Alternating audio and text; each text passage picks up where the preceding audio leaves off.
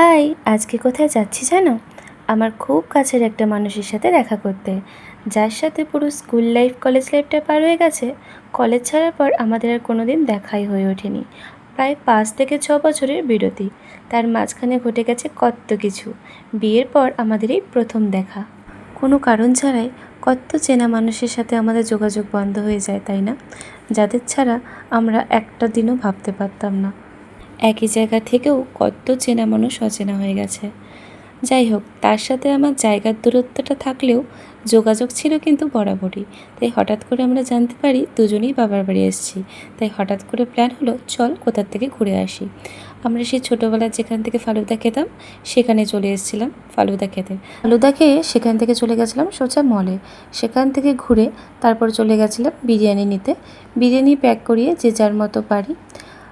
সময়টা ছিল অল্প, তাই কথা কিন্তু এখনও শেষ হচ্ছিল না, তার জন্য আরও একটা দিন তোলা থাকলো। তো আজকে এইটুকুই, টাটা।